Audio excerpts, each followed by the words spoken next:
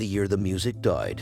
The day commemorated in 1971 by Don McLean's American Pie and later by Madonna was February 3rd, when a tour plane carrying Buddy Holly, Richie Valens, and J.P. Big Bopper Richardson crashed in a Clear Lake, Iowa cornfield, killing all three. Though Valens' La Bamba, Come On Let's Go, and the Big Bopper's Chantilly Lace had each made their immortal contributions to rock and roll, it was Holly's death that would prove most epochal. At the time, few seemed to realize the full weight and scope of Holly's achievements. The Billboard report on the tragic crash didn't even carry any details about the careers of the three deceased. Instead, it played up the fact that the tour promoters had resourcefully booked some teen idols to take their places.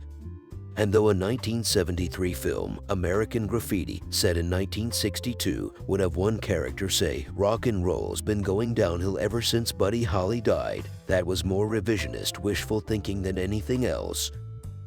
Few really mourned Holly's loss until much later, when history had proven the true worth of his brief but brilliant career. But aside from creating a host of influential and inimitable rock and roll classics, Holly was, as Dave Marsh noted in his introduction to John Goldrosen's The Buddy Holly Story, a prophetic figure, the first to involve himself in all phases of his work, performing, writing, production, guitar playing, arrangements. Indeed, Holly stood in direct contrast not only to the established tradition of pop singers as mere sellers of songs, but also to such seminal white rock and rollers as Elvis Presley and Jerry Lee Lewis, neither of whom composed their own material. Later in the year, rock and roll's public image suffered another crucial blow. Chuck Berry, rock and roll's first and arguably greatest poet, was convicted under the Mann Act of transporting a minor across state lines for immoral purposes. Berry had picked up an Apache adult worker in Mexico and brought her to the amusement park named after him in St. Louis, where she was to work as a hat-check girl in Berry's club ballroom. When he fired her, she went to the police. Though she admitted she was an adult worker, and though the first of Berry's two protracted trials was so blatantly racist it was declared a mistrial, Berry was still found guilty in 1962 and would serve 2 years in prison. With four of its greatest performers out of action, Presley continued to be a presence via records released in his absence.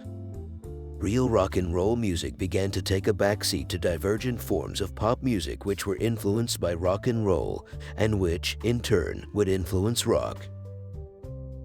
This was the year that rock and roll began spawning semi-popular subgenres.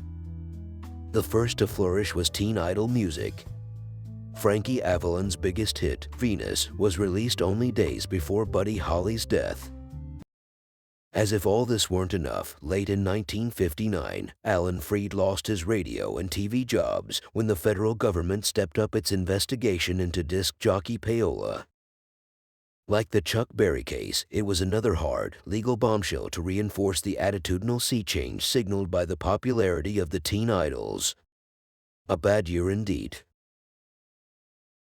Stay tuned to this channel to know what happened in 1960. Also, check out our reels, which showcase the day-by-day happenings in rock history.